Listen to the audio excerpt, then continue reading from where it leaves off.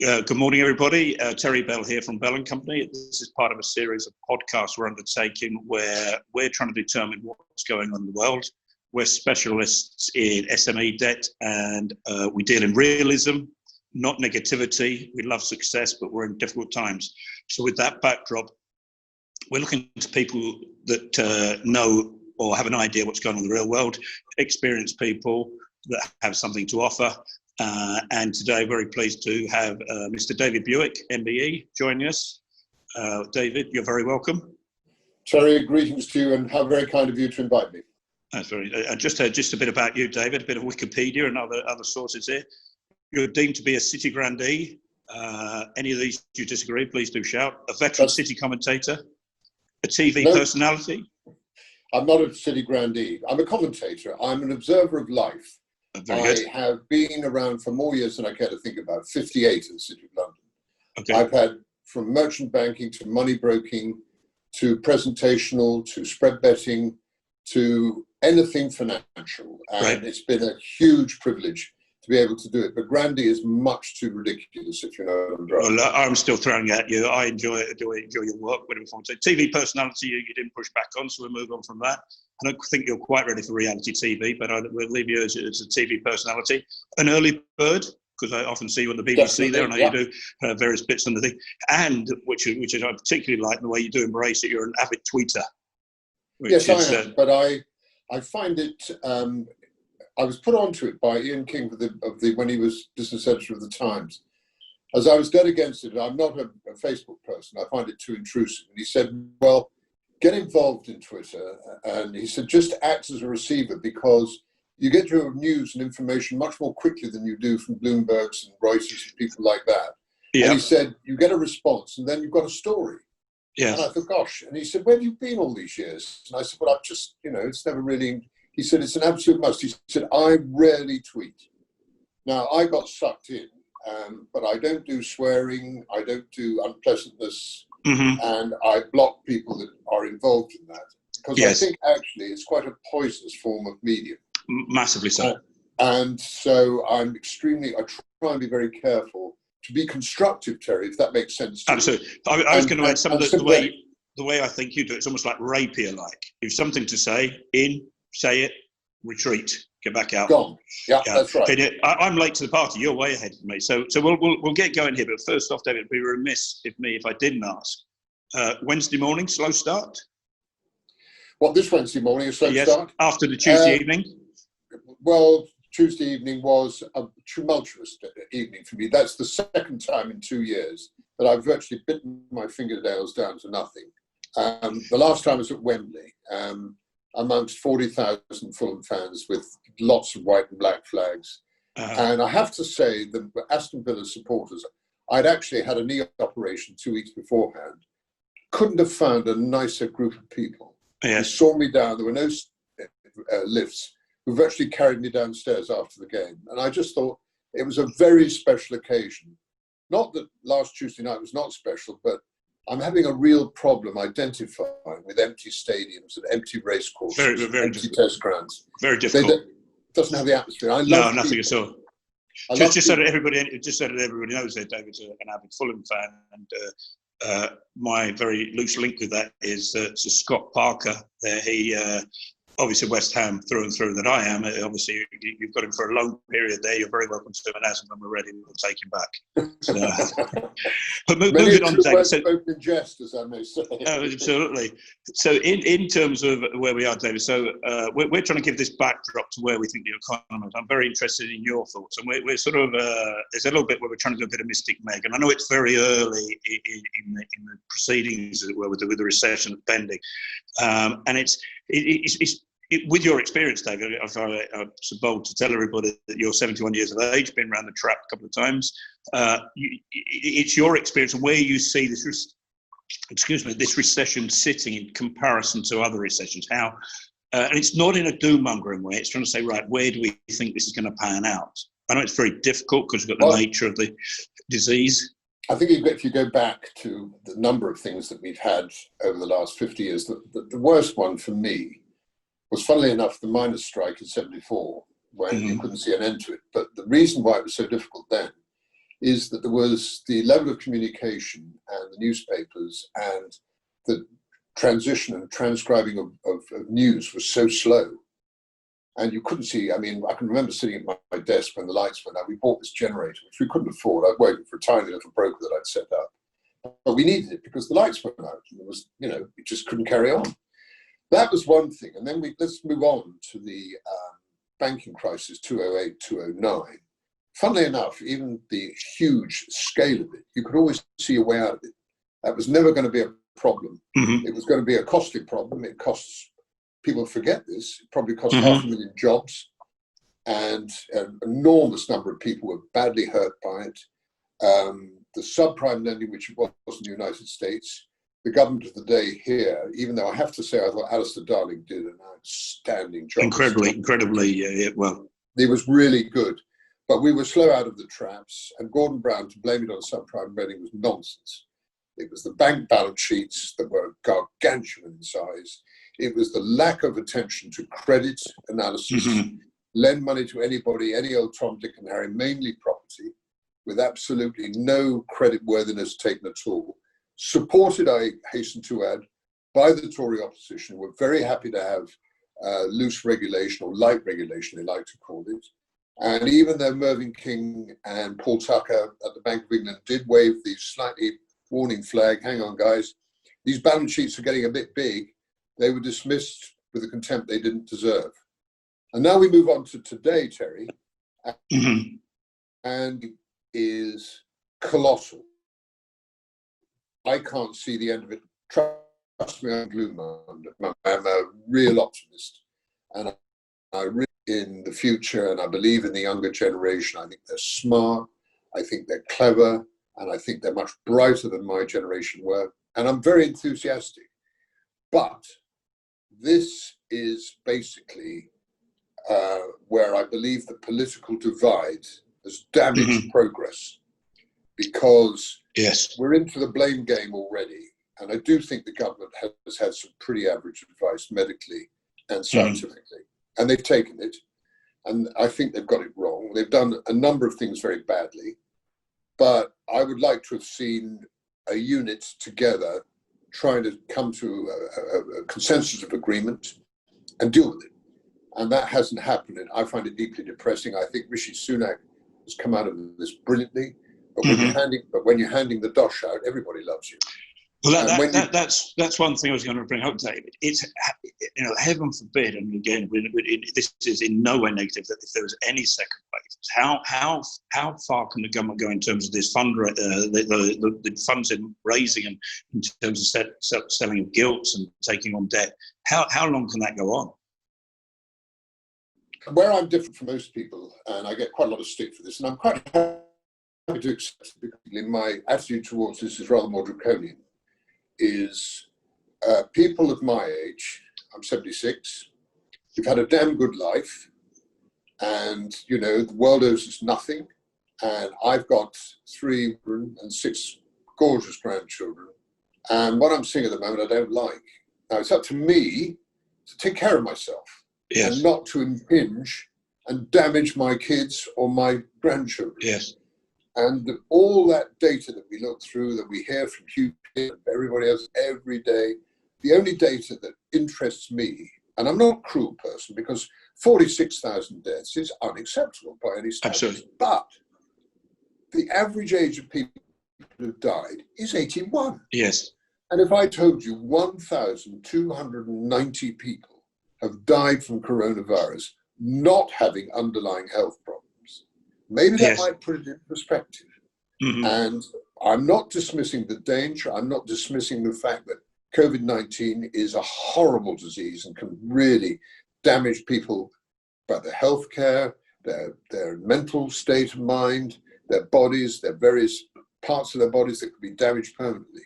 But the fact remains is that 95% of the country is healthy. And I beg of people to get back to work. School, work, and help the services sector, the restaurants, the bars, the gyms, because they will produce 2 million unemployed. And for people to abrogate responsibility and say, I'm all right, checkmate, I'm at home, I'm fireman, I'm in my tracksuit bottoms, and I'm having a cup of coffee, and do you know what? I can't even be bothered to shave. And your mental approach, Absolutely. I mean, look how much fun that you and I are having a conversation. Absolutely. We're exchanging... on that, David, the one that concerns me, and you're 76, I'm 71, well done to you, sir. I'm 60 odd. And what concerns, two things that concern me. One is the ability to where this is going to go. One huge thing, and I think you slightly touched on it, on almost like the political environment that's out there, and the almost like the Twitter hate, for want of a better word, is the level of redundancies that unfortunately will come here. Plus the ability from our young people, 100% buy into what you're saying there, and their ability to create and how brilliant they are, but their ability to deal with bad news that's coming. And that with a fairly feral, if you look at the States, obviously we're not Mr. Trump here, but if you've got the feral sort of atmosphere there, that is a real concern. A real concern. Mental health is very, very high up there. Absolutely buy in, but we've got to be very careful here in terms of across the board what we wish for. And at that level of and it's a slight mistake, getting a bit out of sync here. With 9 million people on furlough, 4.5 million, I think, are back at work now, is where this redundancies are going to sit, because I think that's going to have a huge effect across the economy in every sense. Let me just come in very quickly here. I mean, what you're saying, the figures you've given are accurate, and I think it's sometimes unfair, Terry, to compare apples with pears. But, we've only got 34% of the work rate back at work. Yes. France got 83%. Okay, they're 3 weeks ahead of us. Mm-hmm. But I'll bet you anything you like that we're nowhere near 83% in 3 weeks' time. Absolutely. And we've got to do it. Anything outside of manufacturing's got to go back, period. Mm. The rest of them, it's all very well people telling me, I'm at home, it's a better quality of life, I'm saving myself 600 quid a year on my travel, I'm doing this, I'm doing that, I'm paying £15 at the local sandwich shop instead of 60 quid a week, whatever. Yeah. We owe people who help build up this economy of ours a social and a moral commitment. Absolutely. And it's no point me saying, you know what, I used to spend 15 quid a week at Pret a Manger, which I did.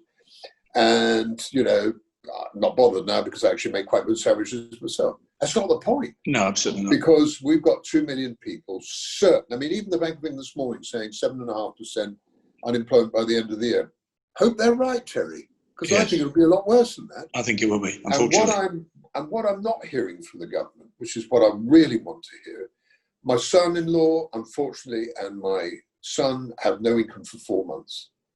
And they're both incredibly creative people. And I have the greatest respect for them. I have the greatest feeling that their ingenuity will get them work. But I keep telling everybody I meet, young person, just because you've been a plumber all your life, whatever it might be, you think left field because you may not get a job there. And what we're not hearing is training and the opportunities that people will need to be retrained, whether it's back into technology, whether it's back into some service sector of some point, or whether it's you set up your own plumbing business or become an electrician or whatever it might be, because we're going to have loads of infrastructure products if the government is true to its word, that London will not be the fulcrum of life. No. In 20 years' time, I'm sure will hope not. And that Leeds and Newcastle and Manchester and Bristol and all these places, Southampton, will be just as important. And if that's the case, please, please, please do something about retraining. Absolutely. Just picking up that point there and a point of instance, David, when you're saying, and owing it to the city. So not necessarily the cities, back to the places work and the local economies there. So we're in Belfast here. And I'd suggest that outside at the minute, it's almost like a busy market town. We're a capital city, 500,000 people in the metropolitan area. But with an office in Leeds, that was where it was most damning, if you like. The city is empty. If a busy city, they're trying to find parking spaces. It's like any major city, really difficult. You can park out anywhere you like. There's very few cafes. It's the long-term damage that is doing. Back to what you're saying there, and potentially what happened with the medical device. And then on an SME level, what we're finding is, and we've taken a slightly different approach. If somebody comes to us And they say, right, this is our business. We're starting to struggle. We were struggling a bit before.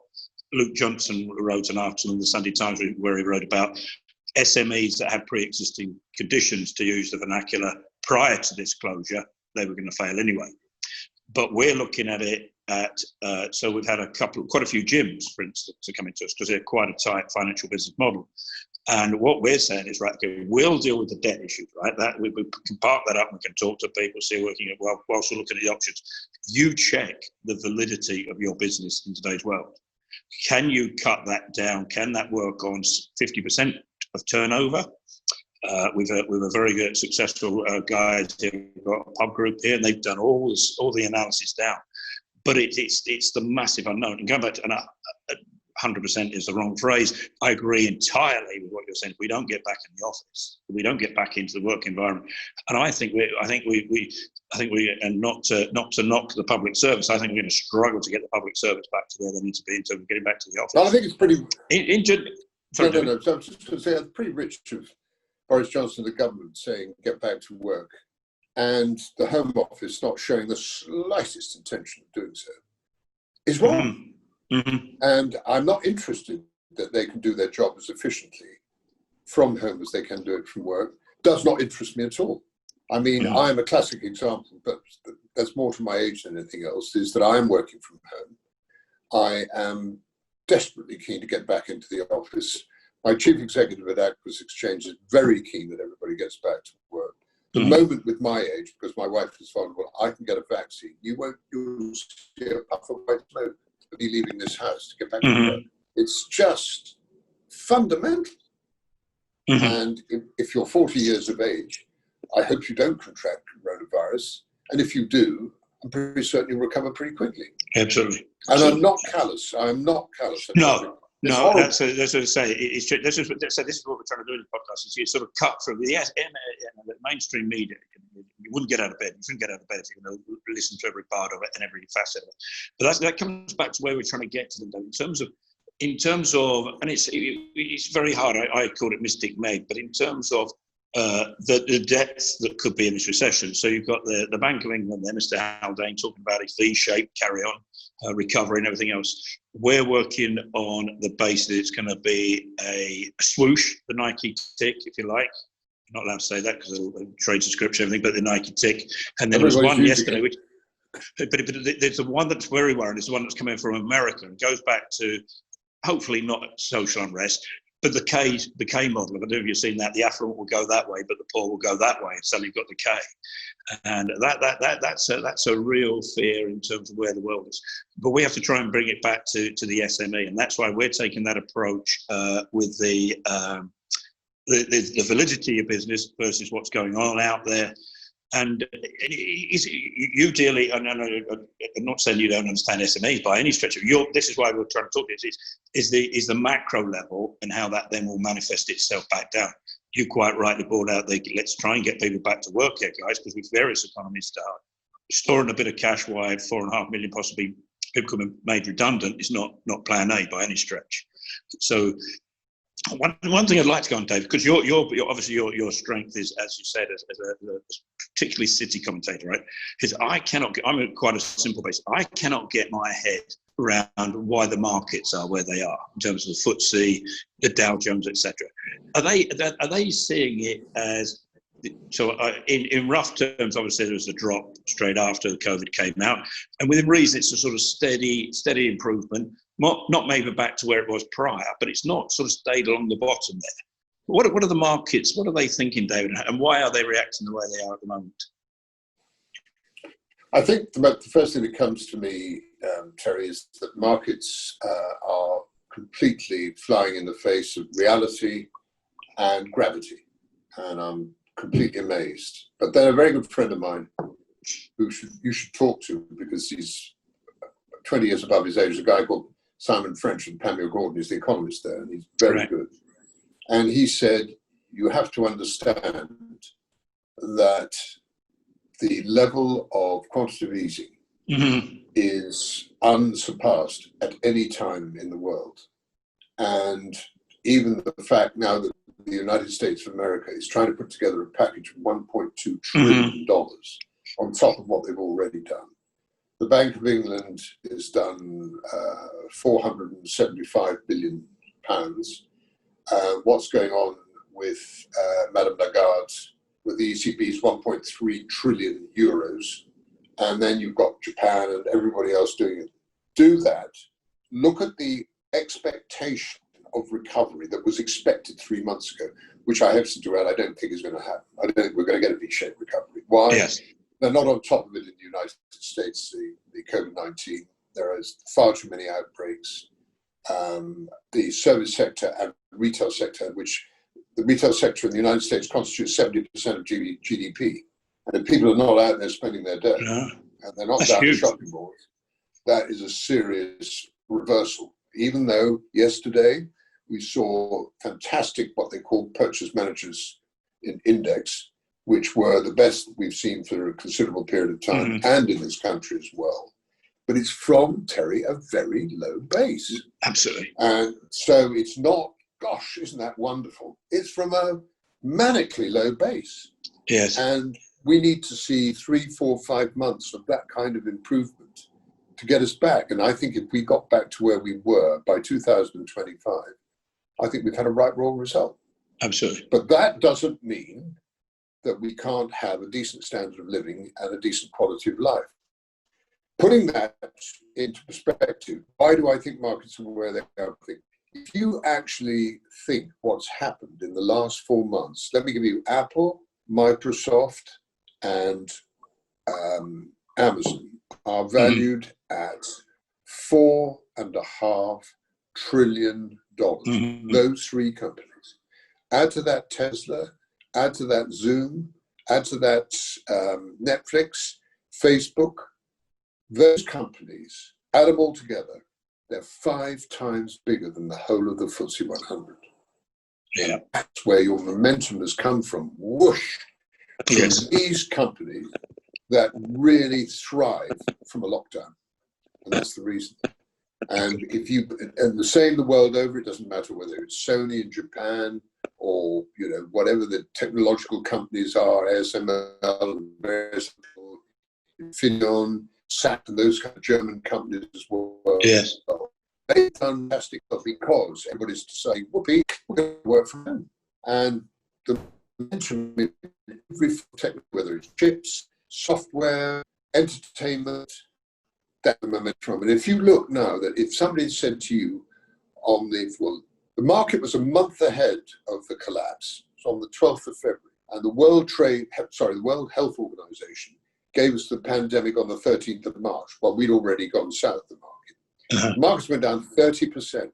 And if I'd said to you, David, the NASDAQ will hit all-time records, you would have organized 2 men in a white coat to take me away. Absolutely. That is the insanity that that's what's happening. But going back to your friend Pamela, and we were talking about the cash in the world, hopefully that is going to give us a bit of a softer landing in that the world would appear to be awash with cash, whether it's channeling out to the right places. But the flip side of that is, sorry, David. I should have finished, which I didn't. Please forgive me for interrupting you. Yeah. The cash from quantitative easing has gone to the wrong place. Right. It stayed in the banks for them to trade. Yes. Yes. And it hasn't gone onto the street where your SMEs are desperate for it. Absolutely. It's all very well Rishi Sunak saying, oh, there's going to employ you. And the bank's saying, well, we're not going to lend that without a guarantee. Right, you've got your guarantee. And they're still squeezing the end user. Absolutely.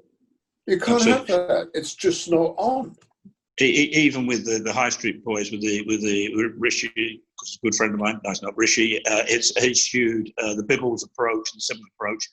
The top big four are struggling to get it out the door, even though it's covered there.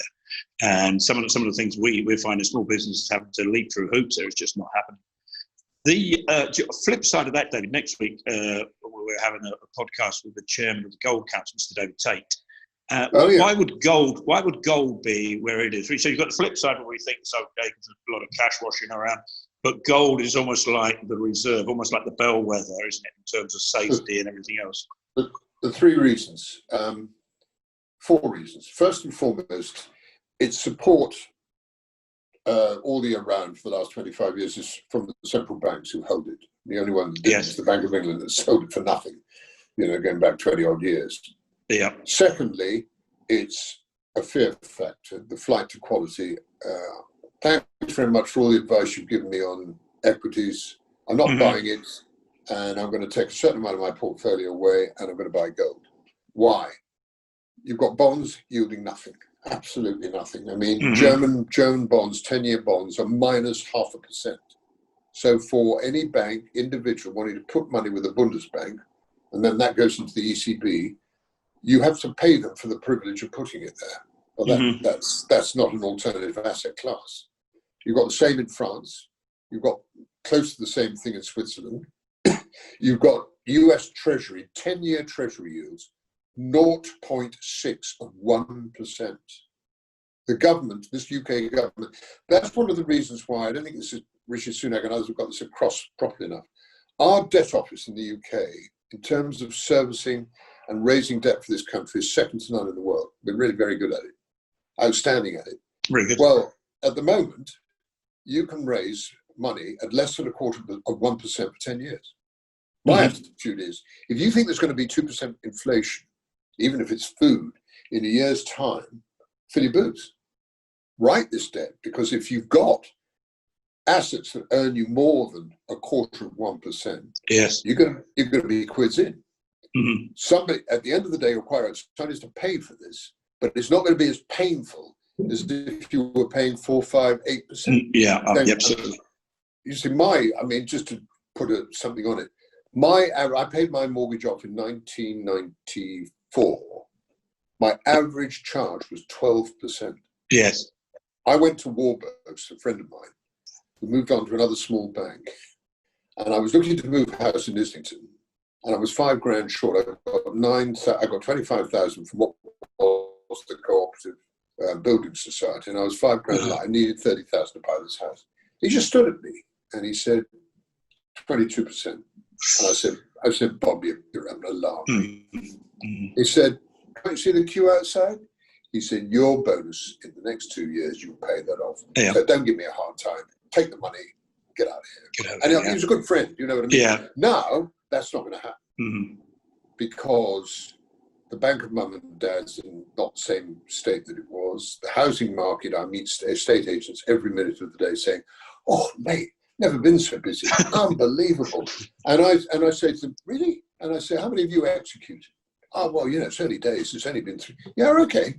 And I said, when they get in touch with the mortgage company and the bank and they say, Mr. Smith, has he got a job for life? Yeah. And then they say, well, we can't really say that. And then, of course, the deposit's got to be on that one, I was going to say that the property market, I don't know how much of a correction that there will be. So nationwide yesterday aren't accepting any help in terms of deposit from the Bank of Mum and Dad. That was just, right. I only saw a snippet of it, but it gives that. It's almost that we often come through when cycles go on and we've got SMEs trying to raise money, and there's that early bit of interest from the lender or perceived interest, and then they get the real slow no, and it's almost like the slow no process come back into play. I think property, and especially my concern with property, and again not on a negative sense, is redundancies are going to hit our young people. That's for sure. It's almost like if you want at the lower end of the spectrum job requirements, trying to think of a nice way of putting it, they're going to have to, especially in London, that trying to get on the property ladder is ridiculous in London, but it's what it's going to do. If it takes out that bottom level even further, that's going to have an effect up the chain, I think, because at some point it's going to slow right down. And again, you don't wish it. And it's when you've got that sort of thing, it's making sure, something that you said earlier, is making sure that money gets out there that is in the system somehow. And it just hasn't done it, since the banking crisis going back to 2009, when the level of quantitative easing in here, I think it was about 300 billion, if my memory serves me right. It just went into the banks to fill their boots with equities. Absolutely. And it didn't go out to the high street. Or if it did go out to the high street, it was at such draconian conditions that many people thought, I can't be bothered to borrow that sort of thing. And this, absolutely. Well, that manifests itself in quite a bit that we're finding here, because now you find, obviously, where the big four were called don't engage, don't sort of get out there amongst the business communities and get the money out. We've got a lot of the fintechs and the funding platforms that SMEs are having to rely on. And we're keeping an eye on that, obviously. They have their own sort of situation there. And it makes everything very, very complex. And the day you used to go to your bank and have your personal current account, your credit card, your mortgage, your business overdraft, and your loan for the premises, whatever, all in one bank have gone. Yeah. Suddenly, and it's very difficult for clients, especially when they get into difficult places, and they start saying, right, I've got a stocking loan, I've got a working capital loan, I've got a loan here and a loan there, and you've got we've seen one case with 22 of these bloody things, and it just, guys, you're not going to get through that. It's something you cannot unravel. We cut our teeth here in Belfast. That's why we've got a great team here, David, because obviously I'm not a local man, but we were here for the last crash. That's how I sort of stumbled across it. And obviously Ireland took a massive whack in terms of what was going on there. And we cut our teeth sort of there. And we always go from the angle, it gives us no joy to say this, but unfortunately this is going to be a real, it's almost like, I feel it's just going to flatline at a certain level at some point for a long time. Prior to this, when you think the amount of money that was out there in one way or another, the world wasn't on fire. There were a lot of, and you'll know more than this, a lot of technical financial instruments out there, but not a lot of great growth things. I think the whole economy is very trendy phrase. And it pivot needs a pivot here, so that we quickly get led again back from what you said, from training, getting back to the training. We've got to grip it. So fundamental that you can't see the nose on the end of your face, and you think that, well, you've had this job, it doesn't matter what it is, making widgets and whiz beach, whatever it is, that you're going to make another one down a market. It's just not going to happen. Absolutely. And that's why we need to be more visionary. And people, if they're intelligent and they've done things at whatever their level is, doesn't mean they're not capable of, adapting and changing, Terry, and finding something that they can do usefully, which they absolutely. Absolutely. Now, the other thing we've got to get very careful of, I know, because, and I'm not a great fan of mainstream media. It's just, sometimes you just sit there and swear at the telly all evening. But we're not weak. The human being is not a weak person. They're not people. That being, they're deemed to have some strength. Well, I don't know, somehow, try not to rant here, is making sure we do appreciate. I hear many people that are under threat from jobs. I'll do whatever I have to do. If I've got to go and stack shows, sales professionals. Here in Belfast, there's a profession, I think, across the board in the UK that's going to take a whack here. It's going to be the legal profession. These sort of nearly legal factories are set up with full of paralegals and stuff like that. And we're in a position where we're nearly financial undertakers, and this is our busy period, if you like. A lot of good people, hundreds of people applying for pretty entry level jobs, hundreds. And it's whether. And going back to what you were saying there about Rishi and Boris and everybody else talking about it, and the Labour Party, to give them the due, infrastructure. Have we got the skilled workforce to take those roles on? No, that's my point. We don't have a apprentice system. Terry, that's part of the retraining. Yes. People, if I don't care what they did, if they were a salesman at Sainsbury's or whatever it is, or or in John Lewis or something, if you've got to learn to how to be a brickie on an estate in Epsom because you're building houses and you're going to get the same sort of wage, get on and do it. Absolutely. And I think that goes back to I was talking about the validity of a business and we'll deal with the debt problems. Put your problems where they are. Get on with almost like the validity of your life. What is your, if you are a legal paralegal, you can always come back to that, but get yourself out and do whatever else you've got to do here. I say we are. I think as a nation, and Ireland, where we are, north and south, here, for all the political stuff, and England and Scotland and Wales, we're stronger than we're made out to be. We have to, and I think we've got a lot of work to do with, particularly our young people. That's not patronising in any way. Our young people here are brilliant. We work very hard. We play pretty hard, but it's a continual process. It's not a thing that just happens like that.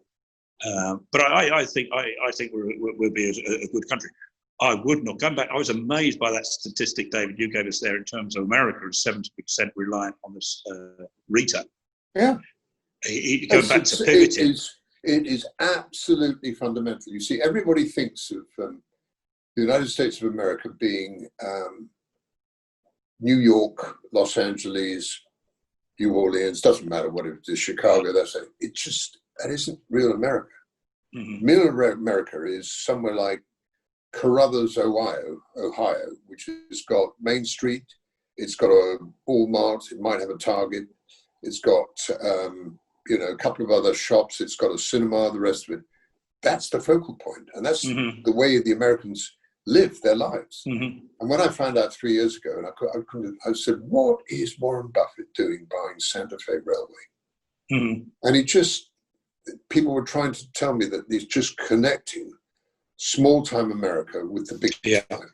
Mm-hmm. And, the prodigious distances that people have to drive every day to go to work, which might only be 35 miles, whatever it is. But, if you live in Nevada and you want to go to San Francisco for whatever reason, it's a hell of a long drive, where it's quite a comfortable train ride.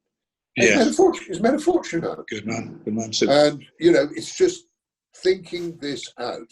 And that, when we talk about Black Friday, Terry, and we talk about these days are so important, and Thanksgiving mm-hmm. and all these kind of things as well, because everybody gears themselves up. I mean, Christmas is quite a big deal over in the United Kingdom. It's a huge deal in the United States. I mean, people spend hundreds of dollars on their families and things like that. So they are geared up to being very generous people and being massively reliant. Now, you can say, well, they can do all this stuff on Amazon. That's okay for the suppliers, but it doesn't do anything for society. Now, absolutely. I don't know about you, I'm perfectly happy to have change. People saying, you old fool, you old Luddite, you don't understand what's going on. Maybe right, but I try and understand. Uh-huh. And I'm quite happy to see, when I'm pushing daisies up in 10 years' time, whatever it is, that only 40% of people go to work. And the rest of them, and the offices in London, they're down, they're quarter the sizes. The price of property has dropped by 40%. And that Manchester, Leeds, Newcastle are just as important. Rock on, Tommy. Love it. Belfast, anywhere you like. Mm-hmm. Really, really hope it's got to be a transitional period. Absolutely. Not just go, absolutely. I'm taking you at the throat, and I don't care about it. Some bloke tweeted to me this morning saying, I don't care what you think. I'm at home and I'm loving it.